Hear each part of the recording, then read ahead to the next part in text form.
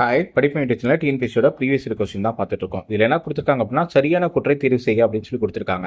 பாளையக்கார முறை காக்கத்திய பேரரசின் நடைமுறையில் இருந்தது.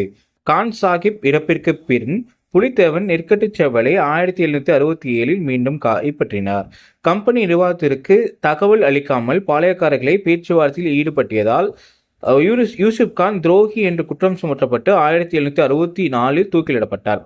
ஒண்டி வீரன் கட்டபொம்மனின் படைப்பிரிவில் ஒன்றை தலைமையேற்று வழிநடத்தினார் அப்படின்னு கொடுத்துருக்காங்க. இது எந்த புக்கில் இருக்கும் அப்படின்னு சொல்லி பார்த்தோமா, 10ஆம் வகுப்பு அயனம்ல தான் இருக்குது. ஓகே, ஃபர்ஸ்ட் வாரங்களை சார்ந்த பிரதாபருத்தன் ஆட்சி காலத்தில் காக்கத்திய அரசால் இப்பாளையக்கார முறை நடைமுறைப்படுத்தப்பட்டது அப்படின்னு கொடுத்துருக்காங்க. அப்ப காக்கத்தியர்கள் தான் பாளையக்கார முறையை கொண்டு வந்திருக்காங்க.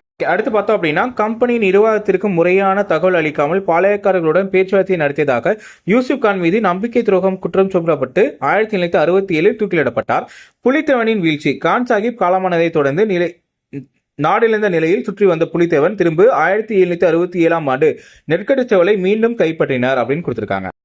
ஒண்டி வீரன் புலித்தேவனின் படைப்பிரிவில் ஒன்றனுக்கு தலைமையேற்று இருந்தார். அப்ப புலித்தேவனோட படைப்பிரிவில் தான் ஒண்டி வீரன் இருந்தார். அப்ப இதுல சரியான கூற்று அப்படின்னு சொல்லி பார்த்தோம் அப்படின்னா 1, 2, 3 மட்டும்தான் சரியான கூற்று. அப்ப இதுக்கு ஆன்சர் என்ன அப்படின்னு சொல்லி பார்த்தோம் அப்படின்னா பி த ஆன்சர். ஒண்டிவரன் கட்டபொம்மன் படைப்பிரிவில் ஒன்றனுக்கு தலைமையேற்று இருந்தார் அப்படின்னு சொல்லி இருக்கு. ஆனா என்ன வந்திருக்கணும் அப்படின்னா புலித்தேவனோட படைப்பிரிவில் ஒன்றுக்கு தான் இவர் தலைமையேற்றிருந்தார்.